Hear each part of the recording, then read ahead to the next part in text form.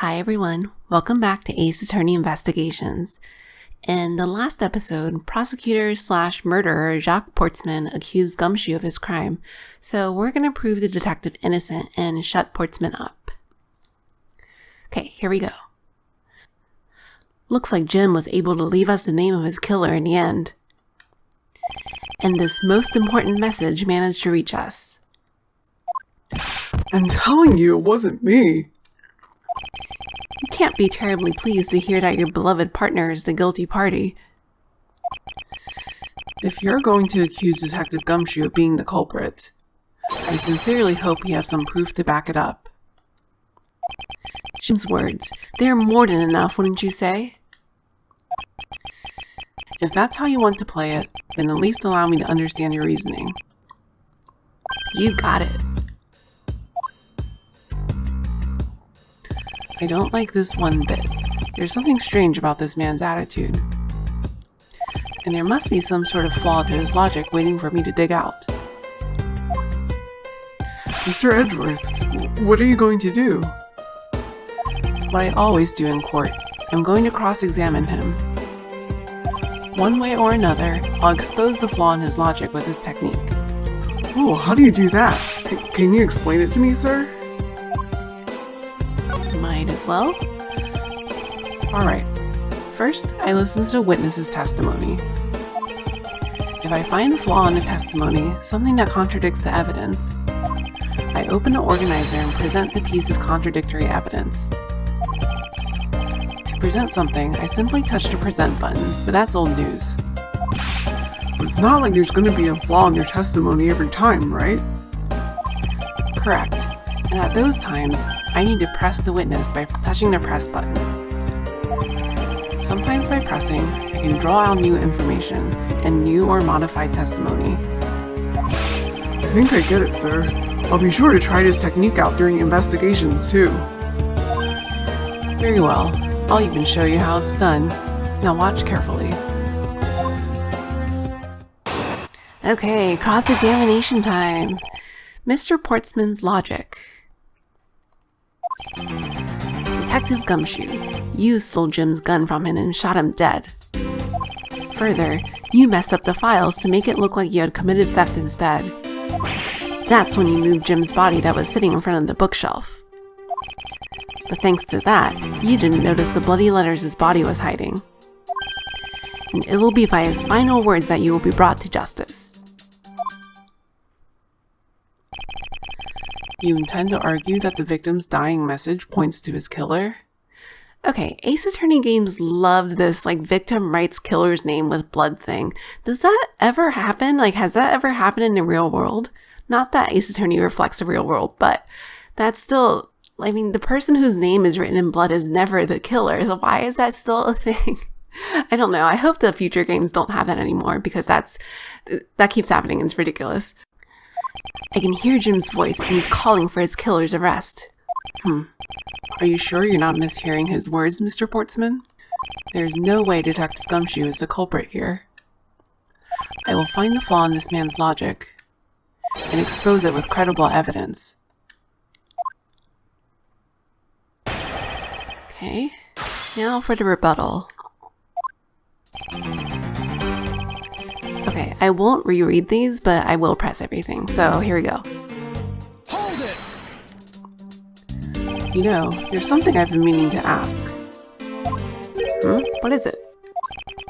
Why do you call the victim Jim, when clearly his name is Buddy Faith? Isn't it obvious? Jim is the perfect name for my companion. Jacques and Jim, don't those two names go together like peanut butter and jam? But Jim isn't even close to the guy's real name. Also, peanut butter and jelly sounds better than peanut butter and jam, just throwing that out there. Well, Jacques and Buddy just sounds off somehow. Besides, he was the third of a bunch of guys I decided to nickname Jim. He just names random people Jim, and he doesn't care who they are. Does he even know who the three Jims are? He talks about the victim like he was his pet.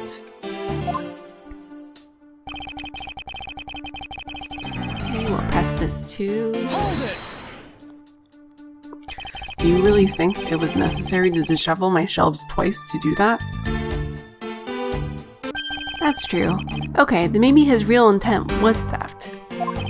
Hey, are you accusing me of stealing something from Mr. Edgeworth? It's a possibility. Maybe your salary's been cut so much that life is getting a little rough to handle. I'll have you know that I eat 3 square meals every day, pal. Okay, so all 3 of them happen to be instant noodles, but... Poor thing. What an evil prosecutor you're paired up with. And what a motive, no? Okay.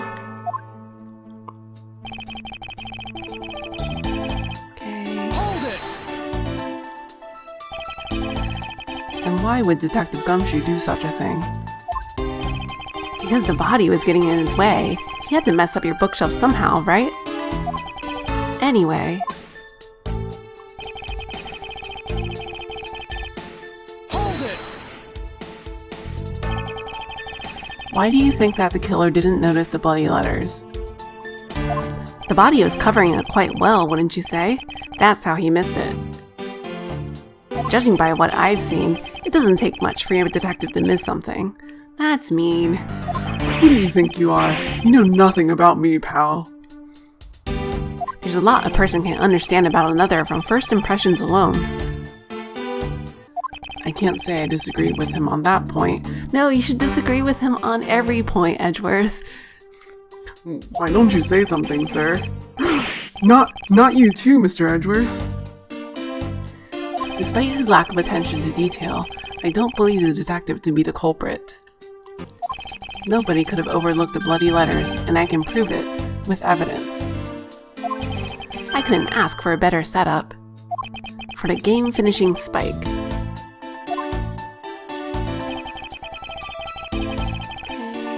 Hold it! Are you saying that those letters were intended for you? Yup, Jim was an outstanding detective. I would expect no less from my former partner. It looks like Mr. Portsman still doesn't understand. He has yet to figure out the true meaning behind the bloody letters. What are you sputtering over there? Can't you just admit my logic is perfectly sound? Actually, there's a gigantic flaw in his logic.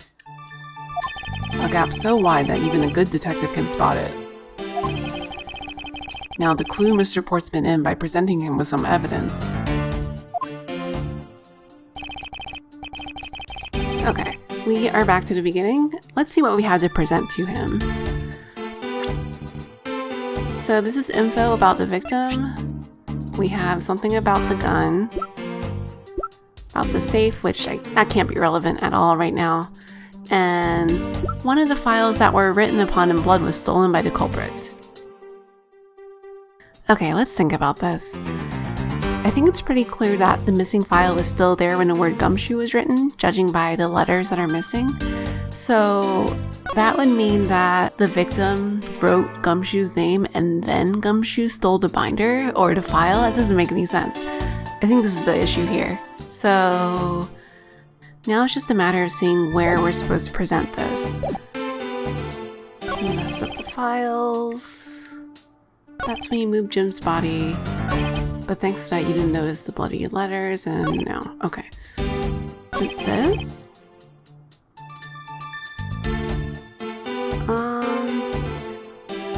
Maybe here? Try that. Objection!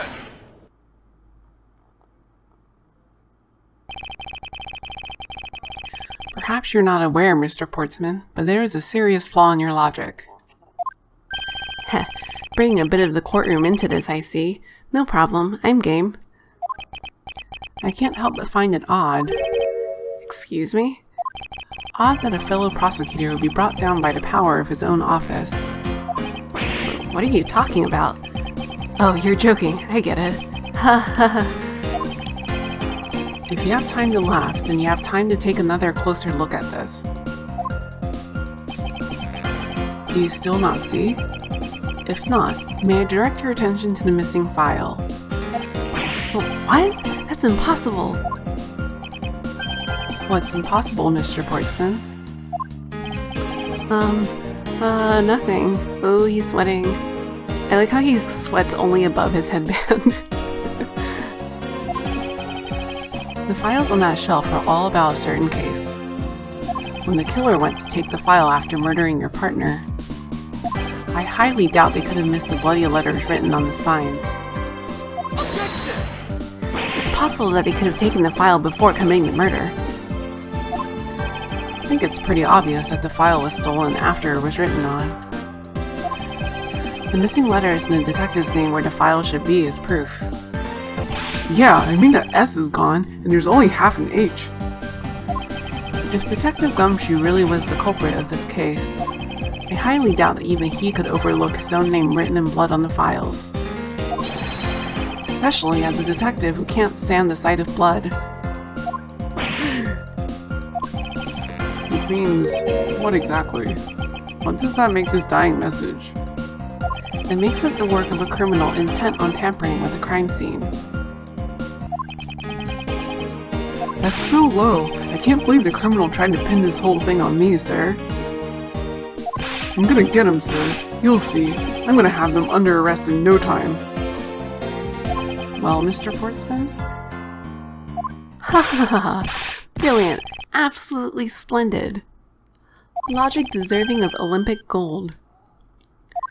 I appreciate the praise, but it doesn't change the fact that your reasoning is flawed. Meh. You win some and you lose some. That's how life goes. Glad everyone's so cheery, even though I feel more dead than alive. But you know, it really is a shame.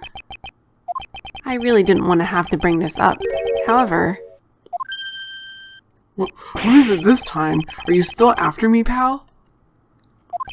Humor me for a second. Who has the key to this office? That would be me. But Mr. Edgeworth just proved that I'm innocent, pal. Oh, that's a jacket. I thought he was just carrying a towel around with him over his shoulder. That's absolutely right, and I acknowledge your innocence. Then why do I sense that you still have something to say?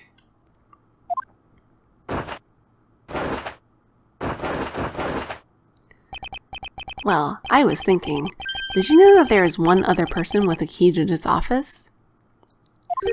One other person? Hey, you there. Yes, sir. What is it, sir?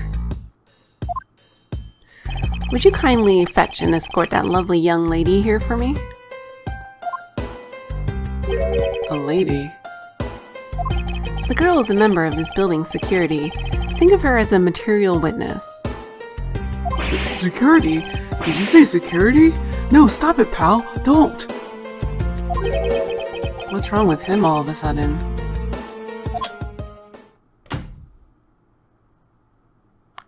I believe she needs no introduction. I have called upon Miss Maggie Byrde, a member of security. Oh, Maggie's back. Again, in trouble. I like how she's wearing a blue badger tank top or a shirt or something, and I think those feathers on her, like, tracksuit are from her original police uniform. I'll have to look that up. Detective Gumshoe, sir. Maggie! Miss Byrde is a security guard on watch tonight. I see. And your point is? My point is that she could very well have used it. And by it, I mean the master key, which can open all the office doors in this building. What? If you are not the guilty party, Detective Gumshoe, then the only other person with access to this room is Miss Byrde. How dare you! I would never sneak into someone's room. That's right. I refuse to believe that Maggie's the culprit, pal. It was me. That's right. I did it. Oh, he still has such a big crush on her. It's so sweet. Can we take that as a confession, Detective? Well, definitely. Well, it wasn't really me, but it definitely wasn't Maggie, pal. So yeah, it was me. If it was, you'd have no problem with that, right? Please refrain from flying off the handle, Detective. There's no need for such theatrics. Listen to your boss, Detective. He understands what I'm saying here.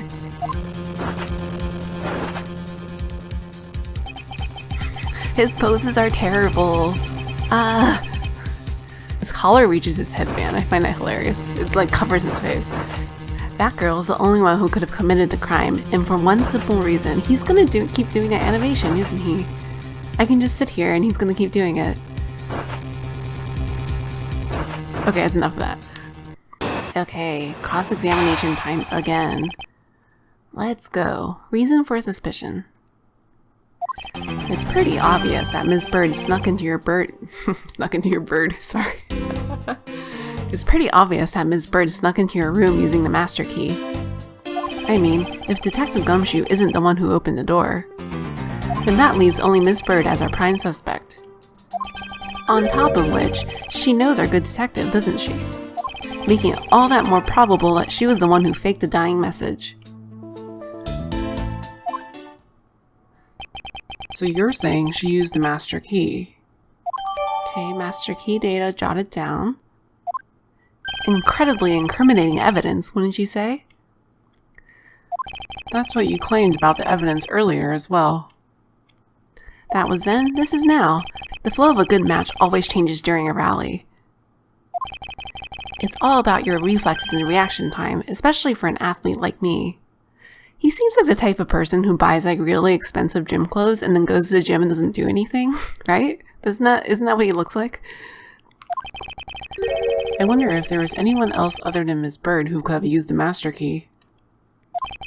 It seems that the only way to get Mr. Portsman to give me more details is to press him. Okay, let's rebut this.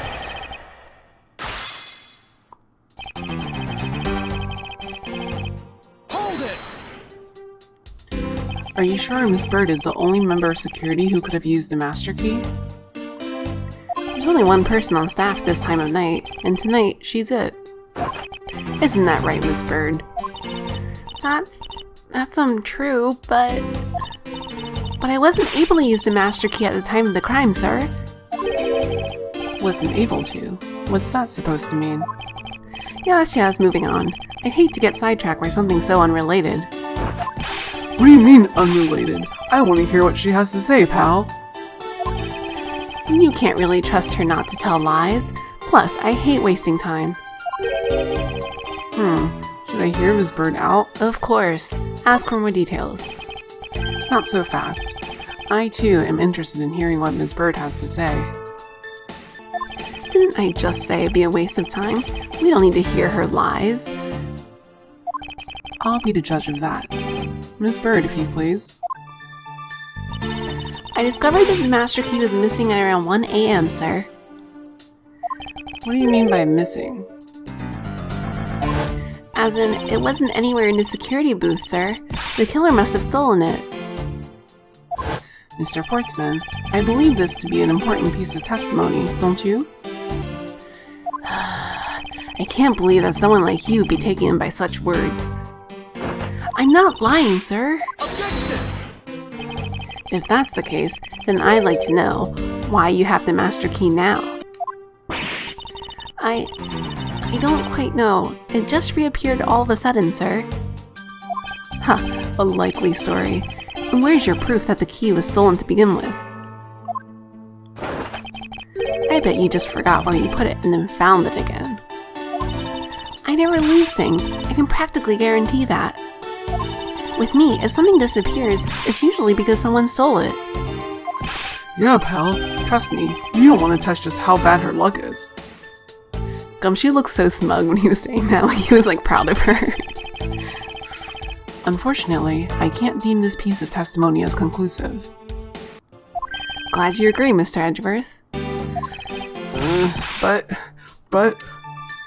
You still haven't established Maggie's motive for breaking into Mr. Edgeworth's office. Her motive? Didn't we already establish that it was theft? I mean, the culprit clearly went through the bookshelves and at least tried the safe. It is as Mr. Portsman says, Detective. I can't ignore the fact that all the evidence points towards a motive of theft. But I'm done taking blows. It's time to counterattack with a few facts of my own.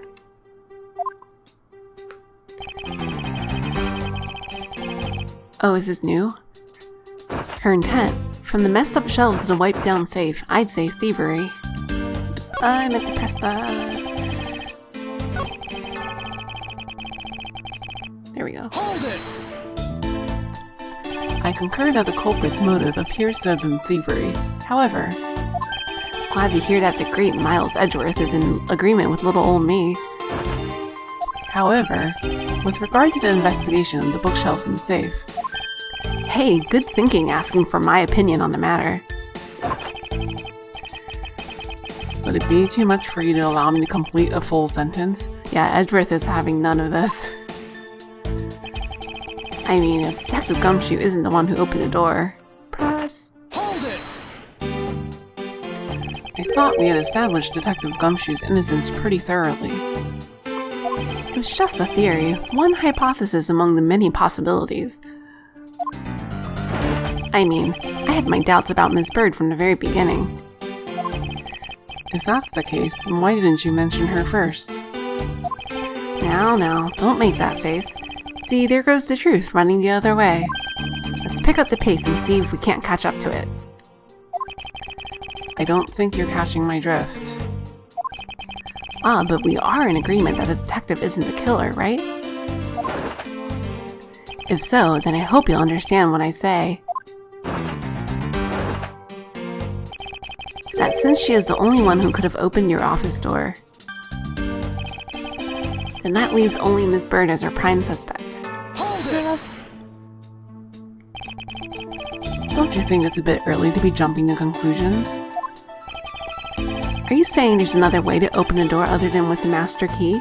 Oh, I get it. Perhaps you had a spare made for someone else? I'll have you know, I have never made a spare, so what are you insinuating? Nothing. Guess I should have known better than to suggest like someone like you would. Okay, press that. Is there anyone in this district who hasn't at least heard of Detective Gumshoe? Good point. He's practically a celebrity among us prosecutors. Really? I never knew I was so talked about, sir. Don't look so happy. You're being accused of murder, or Maggie is. We're holding our collective breath, you know. For when you screw up so badly that you're literally chased off the force. Ugh, that's terrible. Wait, what? Is that true, Mr. Edgeworth? My cat just, gave me this dirty look. Of course not. That's hogwash. Don't scare me like that. I almost had a heart attack there. I'm a little bit worried that that's actually true. I really hope not. Gumshoe has done some really good things, making it all the more probable that she was the one who faked the dying message. Hold it! By dying message, you mean the bloody letters that spell out Gumshoe? I figured that whoever wrote his name must have wanted to frame him. And just the act of choosing his name is proof enough that the two knew each other well. Mr. Edgeworth, what are you waiting for? Hurry up and present some evidence. I would love to. But first, we should listen a bit more and digest what he's saying. And press him for more information. I think we're back at the beginning though. So, okay, let's see. The new piece of evidence we have is the key. This can open every office door. It was stolen from the security office. Oh, look at that. Okay. Let's see. Oh, here's an examine. It's the master key to every office in the building. Right? Turn it around. Does it have anything? No? No? Wait, let me zoom out. I think that's just the same. It's the okay, yeah. Okay, I guess there's nothing there.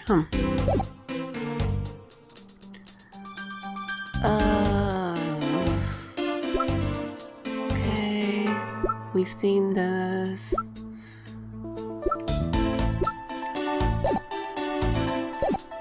Alright, let's go through this one more time quickly.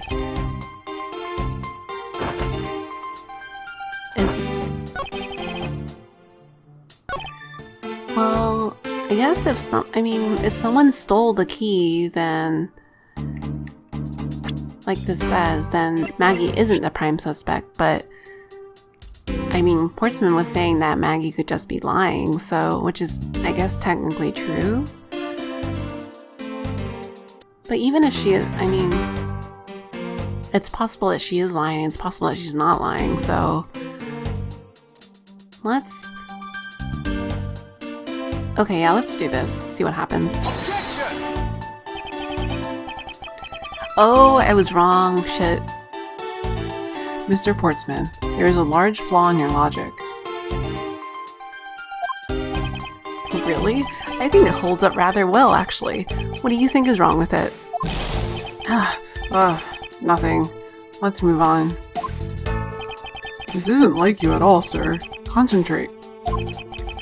That was careless of me. I can't afford to do that, or the truth will slowly slip away. Remain calm, Miles. It's the only way.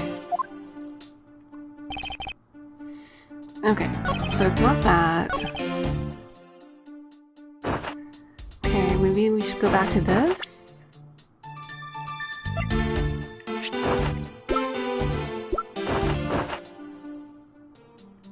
It could also be... Okay, what did he say about her writing the letters?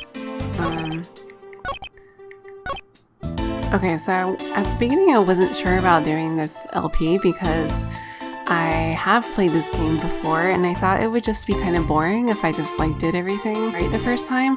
But hey, my memory is terrible and I don't know what the right answer is. So you get to watch me fumble and mess up. Okay. But no, we're gonna do this. I guess it has to be the safe thing. That's the only thing left. Okay, yeah, we're gonna do that. We don't lose that much health. Oh, that was right!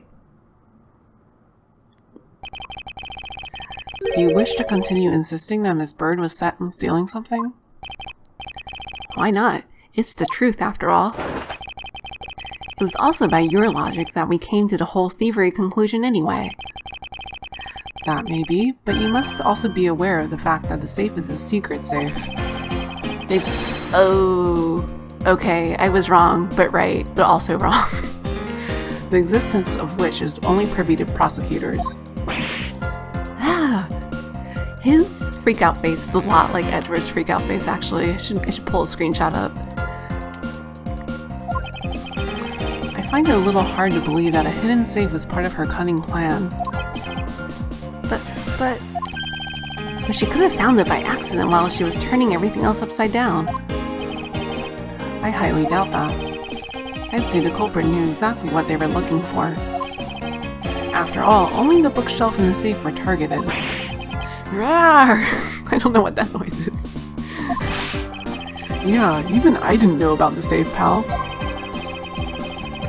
And that means there's no way Maggie could have known about it either. Then, are you proposing that the killer is a prosecutor? Interesting conclusion. That's definitely looking more and more probable. He's eating his medal. What's wrong, prosecutor? Do you have a different suspect in mind now? Curses! Why? What made you... What's with the angry face all of a sudden? It's all my fault. What do you mean? It's Jim. He knew about the existence of his secret safes. What did you just say? We were partners, like inseparable conjoined twins. That's why I told him. I filled him in on the secret safes. Then that means... Yeah, I know. I had only just told him too. Obviously it was wrong of me to tell him. I still can't quite believe it. The thief who broke into your room was probably Jim. Oh, you're gonna blame the dead guy? Seriously? Now he's claiming that the victim was the thief. And you were simply trying to stop him, weren't you, Miss Maggie Byrde? Excuse me?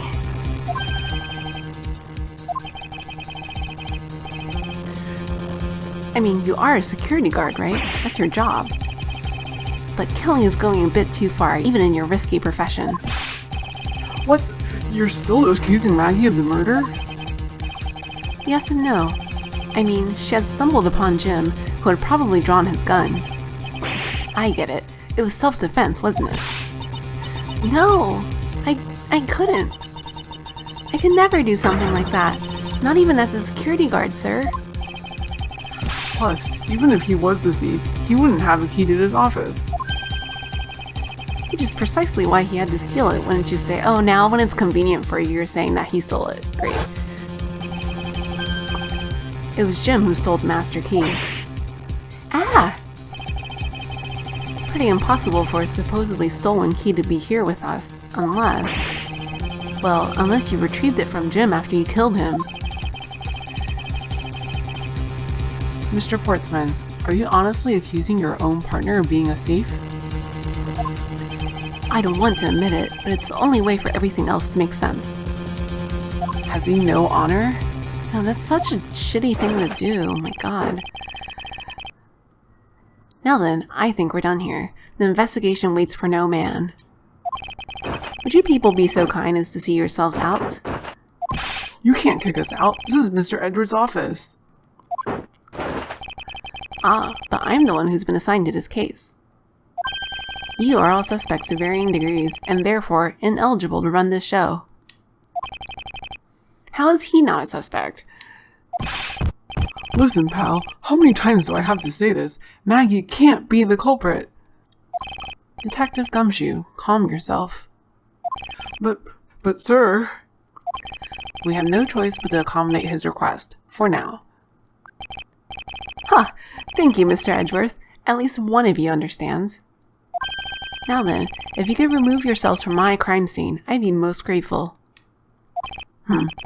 Mark my words, Mr. Portsman. We will meet again. If that's a formal request from the legendary prosecutor himself, then I suppose so. Now don't disappoint me, you hear?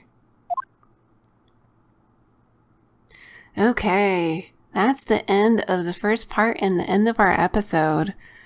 So, from posing with his dead partner to accusing his dead partner of being a thief, Portsman has just been making dick move after dick move, so we're gonna stop him next episode and also prove poor Maggie innocent because she's always innocent. She hasn't done a thing, ever, but she's been accused of murder more times than Maya Fey has been, so we're gonna help her out, and maybe Gumshoe will be the hero too, which would be good for him.